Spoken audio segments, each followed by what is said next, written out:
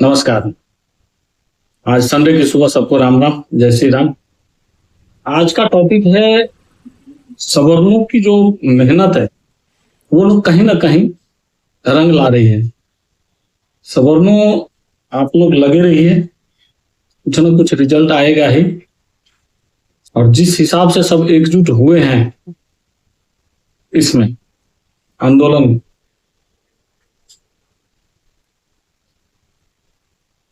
तो कहीं ना कहीं ये आपको एक विजय का रास्ता जरूर देगा। आज देगा, कुछ दिन बाद देगा, लेकिन मिलेगा जरूर।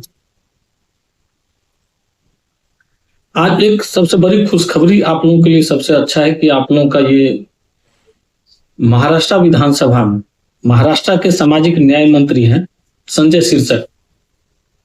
उन्होंने कल एक विधानसभा में ये रखा है कि अब गिरफ्तारी होने से पहले जहां पे एफआईआर लिखाने कोई एससी एसटी जा रहे हैं तो आईओ जो इन्वेस्टिगेशन ऑफिसर होगा वो पहले जांच करेगा। प्रथम दृष्टिया अगर पहले दृष्टि में लग रहा है कि आपके ऊपर कोई क्राइम बनता है या आपने गलती की है, तभी एफआईआर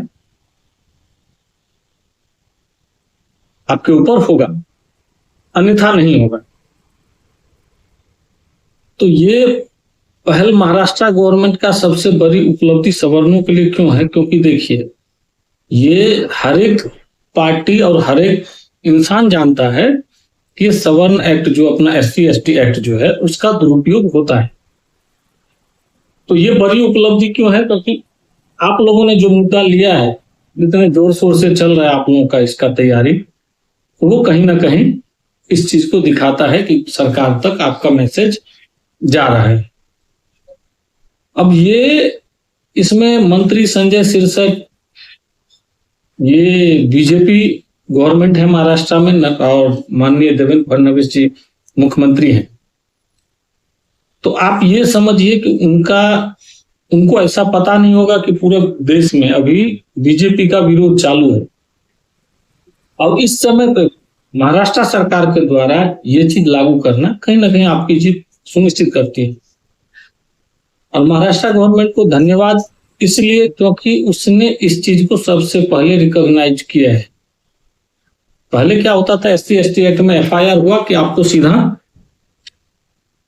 जेल तय था, लेकिन इससे बहुत हद तक, मैं ये नहीं बोलता हूं कि 100% इससे आपका क्राइम रुक जाएगा या 100% फॉल्स जो है केस नहीं होगा, लेकिन बहुत इसके ऊपर लगाम लगेगा। और इसमें बड़ी बात दूसरा और एक चीज डाला गया है जो कि आईओ होगा। मान लिया आपके ऊपर फॉल्स केस हो जाएगा तो जो इन्वेस्टिगेशन ऑफिसर होगा या जो थाना रहेगा, संबंधित थाना, उसमें एक 20 समरी होता है जो पुलिस चौकी के द्वारा कोर्ट में दाखिल किया जाता है। तो अगर समरी रिपोर्ट अगर आपके मैटर में आने के द्वारा चला जाता है तो आपके खिलाफ वहां पे केस कोर्ट में क्लोज हो जाएगा और उसके बाद रास्ता खुलता है जो फॉल्स एफआईआर आपके ऊपर हुआ है उसके ऊपर कार्रवाई करने का। देखिए, अभी तक एससी एसटी एक्ट में फॉल्स कंप्लेंट के लिए कोई पनिशमेंट नहीं है।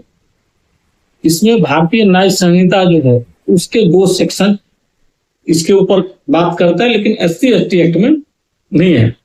सेक्शन 240 और सेक्शन 231, सेक्शन 240 और मतलब धारा 240 और 231 बीएनएस भारतीय न्याय संहिता, जो कि पहले आईपीसी था, इंडियन पेनल कोड। तो इसके तहत आप उसके ऊपर कार्रवाई, लेकिन देखिए ये भी लंबा प्रोसीजर है। किसी के ऊपर दोष साबित करना, उसके ऊपर जो आप करेंगे वो भी लंबा जटिल प्रक्रिया है।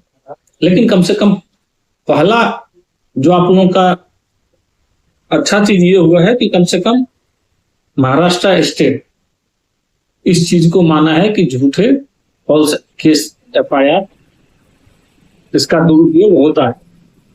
तो इन लोगों ने इसके ऊपर कम से कम कोई स्टेट भारत का ये मानने के लिए रेडी हुआ है कि फॉल्स केस इसमें होते हैं। और मंत्री संजय सिरसाट के द्वारा जो लिया गया है, सामाजिक न्याय मंत्री जो संजय सिरसट के द्वारा उठाया गया ये कदम, ये स्वागत योग्य है। फिर मिलते हैं किसी नेक्स्ट टॉपिक पे और इसके ऊपर अपन चर्चा करेंगे। लेकिन इससे पहले मैं एक चीज बताना चाहूंगा इसी तरह की जानकारी आपको अच्छा लगता रहे तो लाइक कमेंट जरूर कीजिए। और दूसरा मेरा एक प्रश्न है, उसके ऊपर आप अपना कमेंट दीजिएगा कि क्या लगता है आपको, दूसरे स्टेट में भी ऐसा होना चाहिए। और लास्ट में आप लोग जो वीडियो को देख रहे हैं वो भी चैनल को लाइक और सब्सक्राइब नहीं कर रहे हैं, इसमें आपका 1 रुपया नहीं जाता है और हमको मोटिवेशन मिलता है। तो कृपया पेज को, यूट्यूब चैनल को लाइक और सब्सक्राइब कीजिए। धन्यवाद। वंदे मातरम। फिर मिलते हैं किसी नेक्स्ट टॉपिक पे।